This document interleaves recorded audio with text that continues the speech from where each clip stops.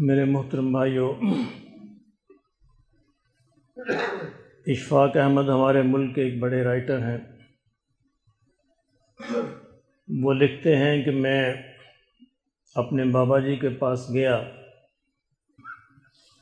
انہوں نے پوچھا کہ بیٹے کیا حال ہے تمہارا؟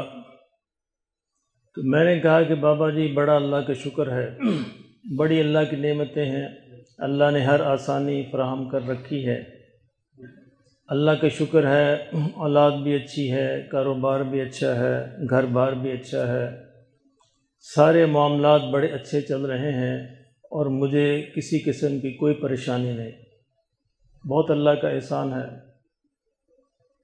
کہتے ہیں بابا جی کہنے لگے کہ اس کی وجہ یہ ہے کہ تم نے لوگوں کو ٹھونگے مارنا چھوڑ دی ہیں۔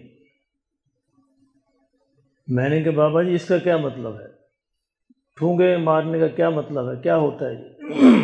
کہتے کہ بیٹا بات یہ ہے کہ میری والدہ نے ایک مرغا پالا ہوا تھا، اور اس مرغے کے ساتھ بڑا پیار کرتی تھی اور اس کو اپنے اس طرح ہاتھ میں دانے کھلاتی تھی۔ وہ مرغا آتا تو امی جان جو ہے ہاتھ بھر کر اس کو دانہ کھلاتی، وہ دانہ کھاتا، اور اس کے بعد وہ سارا دن خوش خوش پھرتا رہتا، نہ اس کو دانے چگنے پڑتے، نہ ادھر جانا پڑتا نہ ادھر جانا پڑتا، ایک ہی دفعہ میں اپنا اس کا پیٹ بھر جاتا اور اس کا مسئلہ حل ہو جاتا۔ کہتے ایک دن پتہ نہیں اس کے دل میں کیا آئی مرغے کے، اس نے امی جان کے ہاتھوں پہ ٹھونگ مار دی۔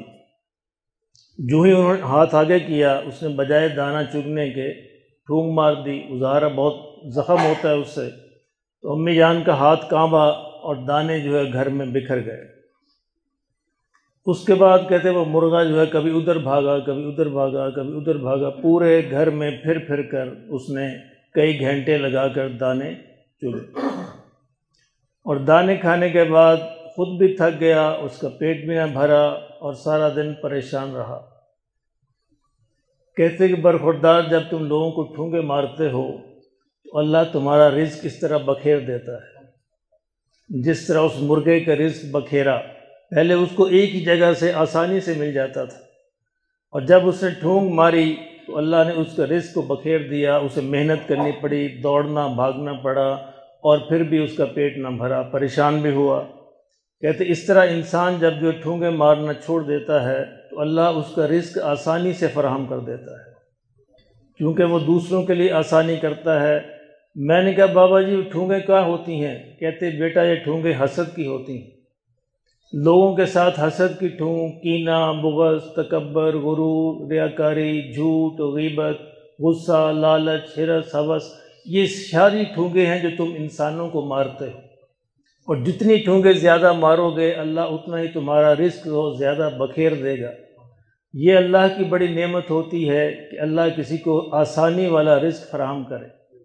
اس لیے میرے محترم بھائیو، ایک تو یہ ہے کہ اللہ سے ملنے کا جو راستہ ہے وہ انسانوں سے ہو کے گزرتا ہے، علیحدہ کوئی راستہ نہیں ہے، یہ انسانوں میں سے ہی ہو کے گزرنا ہے۔